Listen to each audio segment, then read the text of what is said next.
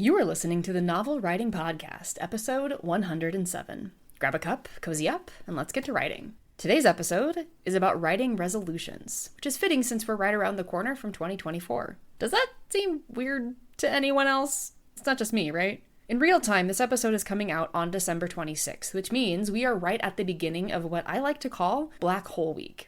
It's the 1 week a year where most people who can take it off of work will, and it's easy to forget what day it is, even what year it is, as the clock ticks from Christmas to New Year's.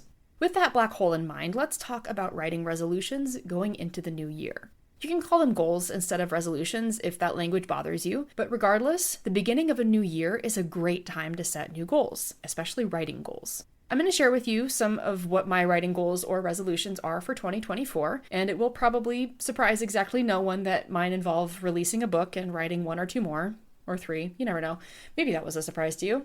This episode is less about my goals and more about how to make goals or resolutions around your writing. One of the most common goals writers set going into the new year is to write a certain number of words a day, aka establish a writing habit. Now, habit goals are still goals, and if you've ever listened to the Focus on This podcast or used a full focus planner, then you will know all about habit goals. But how do you go about actually accomplishing your writing goals, whether they're habit-based or not? Well, the truth is that no matter what goal you set, whether it's a habit goal of a certain number of words each day or an achievement goal of a book published or a first draft done, you have to break it down into actions or activities that require a new behavior than what you've been doing up until that point. And that is also a habit. Whenever we shoot for goals, we have to give up something in exchange for actually reaching that goal. It could be time, effort, energy, money, sweat. It just depends on the goal. What most people don't realize is that this cost to a goal is paid throughout the entire time you're pursuing it. And if the cost of the goal isn't worth it to you, that's when you give up or stop chasing it. Let me give you guys an example from this past year, 2023. In April, I committed to getting back into an exercise habit, and by May, I had joined both Orange Theory and a local boxing gym. I also signed up for a cryotherapy membership for recovery. There's a monetary cost to those things for sure, but there's also a time and energy cost. I have to go to those places at times I would otherwise be doing something else, which is always the case with our time. But I committed to it for at least a year, knowing that I would be giving up parts of my day in order to gain the benefit of what exercising and the cryo recovery give me. It's going to be the same kind of exchange with any writing goal. The time it takes to write a book is time you can't spend doing other things. The mental brain effort it costs to come up with a killer plotline and on-point characters is mental brain effort you can't use on other things. The hard work of slogging through the different parts of the writing and publishing process is hard work you can't spend elsewhere. Everything you say yes to is a no to something else, and it is essential to recognize that. The question is, are those costs worth it to you? If they are, then buckle up because you are going to take next year by storm. And if they're not, think about what you actually want to achieve and what cost you are willing to pay. Maybe the cost reduction is just a time reduction or a word count reduction. And if that's the case, by default, it will take longer to reach those goals. If you're okay with that, go for it. But if you have an aggressive deadline and it's stressing you out, take stock of why you're shooting for that date in the first place.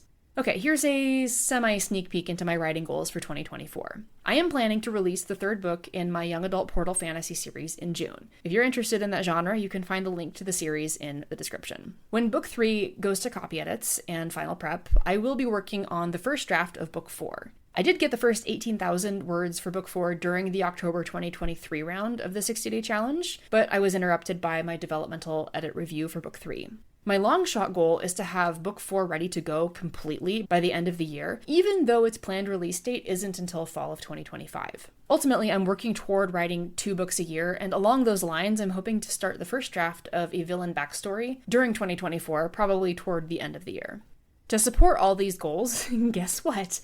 I need to implement a new habit goal. That new habit goal is going to be a combination of a word count and a time goal, since I'll be rewriting book 3 during the beginning of the year, and I know that I work well with Pomodoro sprints around 30 to 45 minutes long. I'm toying between a daily goal and a weekly goal, knowing the rest of my schedule and, how often I travel. So it could just be 5 days a week, like I hit 500 words a day, or maybe I work for 30 minutes on a project. It can be fluid, and that's the point. The thing about goals is that the steps you take to achieve them can change. If I find out that what I start out with doesn't work for me, then I am allowed to change it up in order to find what does. Don't keep doing something that's hard or isn't working just because that's how you thought things would go when you set the resolution. I have a piece of paper taped to my office closet that says, focus on the first step, not the whole staircase. We need to do that with our writing goals and resolutions too. The goal is the end result that we want. And if we keep our eyes fixed at the top of the staircase instead of on the steps, we can stumble and then blame the goal for it. But what we need to do is just remember what the goal is and keep our eyeballs on the very next step, whether that's writing a single word or spending 5 minutes contemplating your main character's best friend's backstory. So no matter what your writing resolution or goal is for 2024, remember to break it down into the tiniest steps possible and be ready to pivot. We overestimate how much we can do in a month, but underestimate what we can do in a year or more. That's it for today's episode. Thanks for joining me, and remember, the first draft is supposed to be garbage. Thanks for listening to the Novel Writing Podcast. If you're ready to stop struggling and start finishing your novel, check out the 60-Day Novel Writing Challenge. It's a step-by-step program designed for solo writers to complete their first draft with clarity and focus. Visit the link in the description to learn more.